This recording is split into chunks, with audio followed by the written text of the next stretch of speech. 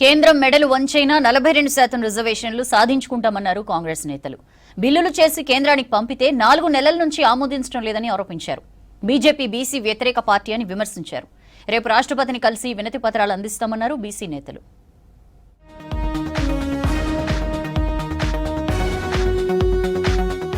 ఎవరెంతో వాళ్లకంత దక్కాలన్న రాహుల్ ఆలోచననే తెలంగాణలో కాంగ్రెస్ ఇంప్లిమెంట్ చేస్తుందన్నారు పీసీసీ చీఫ్ మహేష్ కుమార్ గౌడ్. ఢిల్లీలోని జంతర్ మంతర్ దగ్గర కాంగ్రెస్ ఆధ్వర్యంలో చేపట్టిన ధర్నాలో కీలక వ్యాఖ్యలు చేశారు. సీఎం రేవంత్ రెడ్డి దమ్మున్న లీడర్ అని కొనియాడారు.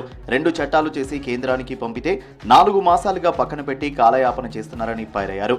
రాహుల్ గాంధీకి భయపడే 50% కోటాను మోదీ తీయడం లేదన్నారు పీసీసీ చీఫ్. 50% సీలింగ్ ని తొలగించాలి. ఆ తొలగించే ప్రక్రియ కేంద్ర ప్రభుత్వం చేతుల్లో ఉంది. మోడీ గారు తలుచుకుంటే ఈ సాయంత్రం 6 గంటల కల్లకు మనకు రిజర్వేషన్ వచ్చే అవకాశం ఉంది. కానీ తొక్కిపెట్టినారు. ఎందుకంటే ఇవాళ దీనికి మద్దతు పలుకుతే రాహుల్ గాంధీ గారికి పేరు వస్తుంది. రేవంత్ రెడ్డి గారు రాష్ట్రంగా దేశంలో నాయకుడు అవుతారు. కాంగ్రెస్ పార్టీకి ఇది మరొకసారి ఊపు వస్తుందని ఒక భయంతో అటు చేయలేక ఇటు ఆపలేక సతమతమవుతూ ఉన్నారు. హక్కులను కబ్జా చేస్తామంటే ఊరుకునే ప్రసక్తే లేదన్నారు ఏఐసీసీ తెలంగాణ ఇన్ఛార్జ్ మీనాక్షి నటరాజన్. 42% రిజర్వేషన్లు పొందే తీరుతామన్నారు. ఒక్క అవకాశం బీసీలకు ఇస్తే మిరాకిల్స్ చేసేవారు తయారవుతారన్నారు. తెలంగాణలో జరిగిన పగడ్బందీ కులగణన ప్రపంచంలో ఎక్కడా జరగలేదని చెప్పారు. सोनिया जी का उसके लिए तपस्या है.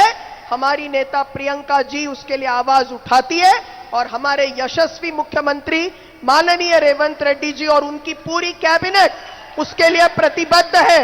और हमारे प्रदेश कांग्रेस कमेटी के अध्यक्ष गांव-गांव जाकर नए नेताओं को संगठन के साथ जोड़ने और देश और पार्टी का नव निर्माण करने के लिए प्रतिबद्ध है. బీసీలపై కాంగ్రెస్ కు ఉన్న నిబద్ధత చట్ట రూపంలో చూపించామన్నారు డిప్యూటీ సీఎం బట్టి విక్రమార్క. రాష్ట్రపతి వెంటనే ఆమోదించి బీసీలకు 42% రిజర్వేషన్లు కల్పించాలని కోరారు. రాహుల్ గాంధీ ఖర్గేతో కలిసి రేపు రాష్ట్రపతిని కలుస్తామన్నారు. దశాబ్దాలుగా ఓబీసీల కలను నెరవేర్చుతామన్నారు. చిన్న పొరపాటు కూడా లేకుండా మొత్తం పూర్తి చేసి కార్యక్రమాన్ని కేంద్ర ప్రభుత్వం దగ్గర పంపించాం. భారత రాష్ట్రపతి గారి దగ్గర ఉంది. ఇక్కడ వారిని కలిసి వారితో ఆమోదింప చేసుకొని బిల్లును తీసుకొని పోయి రేపు జరిగేటువంటి స్థానిక సంస్థల ఎన్నికల్లో 42% రిజర్వేషన్తో ఎన్నికలు జరుపుకోవటం, ఆ తర్వాత విద్యా ఉపాధి అవకాశాల్లో మనం అవకాశాలు కల్పించుకోవటం. బీసీలపై బీజేపీ వైఖరిని ప్రజలు గమనించాలన్నారు కార్మిక మైనింగ్ శాఖల మంత్రి వివేక్ వెంకటస్వామి. 42% కోటా కోసం చిత్తశుద్ధితో కొట్లాడుతున్నామని చెప్పారు. కేంద్రం మెడలు వంచి రిజర్వేషన్లు సాధిస్తామన్నారు. రాష్ట్రంలో బీసీల రిజర్వేషన్లు తగ్గించిందే ఆనాటి ముఖ్యమంత్రి కేసీఆర్ అని విమర్శించారు. ప్రెసిడెంట్ గారు పంపించి 40 రోజులు అయినాక కూడా వారు అట్లనే అడ్డుకున్నారు. అసలు తమిళనాడులో సుప్రీంకోర్టు డిసిజన్ తర్వాత 30 రోజుల తర్వాత 3 నెలల తర్వాత గవర్నర్ గారు ఆమోదం ఇవ్వకుంటే మనం ముందుకు పోవచ్చని చెప్పి ఒక డిసిజన్ ఉంది. కానీ మళ్ళీ సుప్రీంకోర్టు గారు వారందరూ కూడా ఇదే చెప్పారు. మనము ఏదైతే బీసీ రిజర్వేషన్స్ కోసం కొట్లాడుతున్నామో ప్రెసిడెంట్ గారు తొందరగా ఆమోదం ఇవ్వాలని చెప్పి మేమందరం కూడా డిమాండ్ చేస్తున్నాము. బీసీ కోటాపై తెలంగాణ సర్కార్ నిర్ణయం చారిత్రాత్మకమన్నారు ఎన్సీపీ పవార్ వర్గం ఎంపీ సుప్రియా సూలే. తమిళనాడులో కరుణానిధి 69% కోటా అమలు చేశారని చెప్పారు.